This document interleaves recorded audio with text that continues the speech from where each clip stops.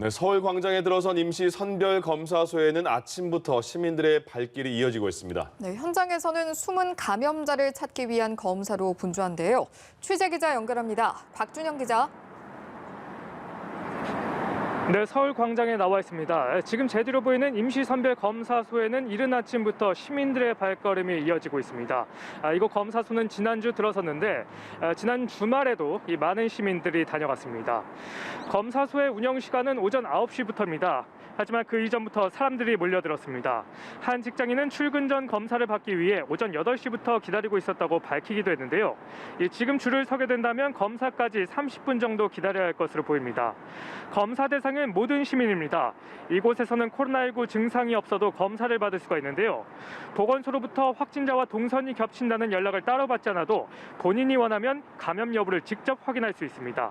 또 무료로 검사를 받을 수 있는 만큼 비용에 대한 부담도 없습니다.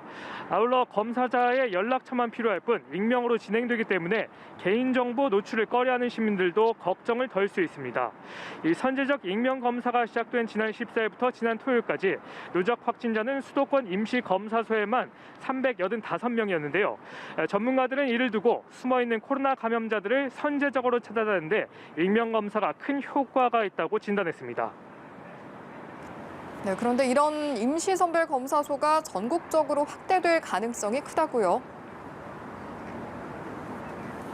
네, 그렇습니다. 당장 오늘부터 이 부산 시내 곳곳에도 임시선별검사소가 들어설 예정입니다.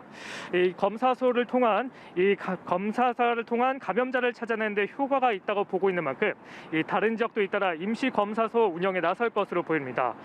이 선제적 검사도 중요하지만 결국 가장 중요한 건 방역 수칙을 준수하는 일입니다. 여전히 소규모 집단 감염이 곳곳에서 나오면서 대처가 어려운 상황입니다. 실제로 전국 요양시설과 종교시설, 학원 등에서 크고 작은 집단 감염이 이어지고 있습니다. 여기에 연말연시 방역수칙 위반 사례도 잇따르고 있는데요. 최근 경찰과 지자체가 주요 유흥가를 대상으로 긴급 단속을 벌인 결과 집합금지 명령이 내려진 유흥주점과 일반 음식점에서 몰래 영업을 하다 적발되는 일이 있었습니다.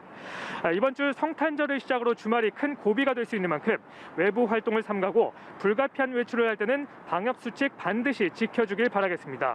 지금까지 서울광장에서 연합뉴스TV 곽준영입니다.